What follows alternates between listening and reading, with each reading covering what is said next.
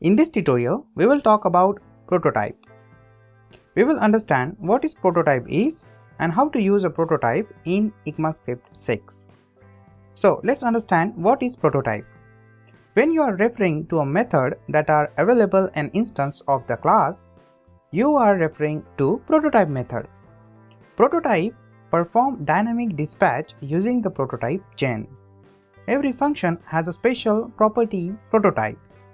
For regular function, prototype isn't used, but it is critically important for function that act as constructor.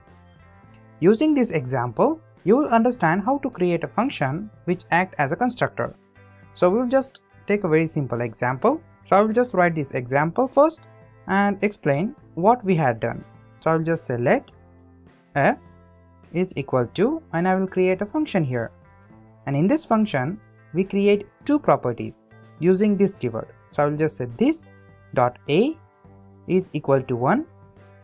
Then we'll create the second property, this dot b is equal to 2. And just after that, I will create an instance of this function. So I will just say let o is equal to new f, right? And specify parentheses to call this function. And just after that, I will create one more property using the instance. So I will just say o.d is equal to 5. Now I just wanted to create a prototype properties to this function. So I will just add properties in f functions using prototype. So I will just say f dot prototype dot b is equal to 3. And then I will just say f dot prototype dot c is equal to 4. Now I have created c property here using prototype. So here we created a function and specified a reference of that function in the variable. In this function we created two properties, a and b. We had used this keyword because we are creating an instance of this function using a new keyword. So this function acts as an object. So we specified two properties of a and b. Just after that, I had created an instance of this function using new keyword. So this function acts as object constructor. Then we will create a property using instance of an object. So using the prototype, I will create two properties, right? So here I have just created b to inherit the b property, and along with that we had created c property also and specified some values. Now the important about the prototype is a mechanism called dynamic dispatch. But what is a dynamic dispatch is? Well, when you wanted to access any property or method of the object, if it doesn't exist, then JavaScript will check object prototype to see if it exists there. Then if the prototype exists there, then the JavaScript will use that prototype property. I will show you how it's works. So if I just print object properties on the console, then you will get very interesting output. So if I just say console.log and print o.a, so I will just print my first property, and I just wanted to print my all property here.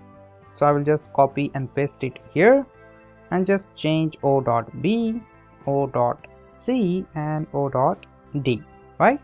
So on the console you will get 1, 2, 4 and 5, right? So now here you can see the b property is not inherited using the prototype because the JavaScript will first check if the b property is available in the function or not. If it is available, then the JavaScript will print the b property on the console. If the b property doesn't exist, then the JavaScript will print prototype value, right? So if I just comment here to the b property and run this program again, then you will get 3 on the console. Now here the JavaScript use the prototype b property, right? we are using 3 object properties and 1 prototype. So here property A, B and D is its own property of the object, and property C is the prototype of an object. Now let's print object on the console. So if I just print this object on the console, so I will just say console.log and print O, then you will see your object properties. When you click on this little icon, you can see your prototype properties. Just click on this proto property of the prototype method, and here you can see your prototype properties. The prototype property is invisible, just like this. If you wanted to call the f function, then you will say console.log and say f here. Now I will just print the reference of the function on the console. So I had just specified f here. So when I execute this, I will get my function on the console. Now here the prototype method is invisible. The same statement you can write with the prototype method also. So I will just say console.log f.prototype. Right? Now here you can get your properties and the constructor function. Both statements are same. In the first statement, the prototype is invisible.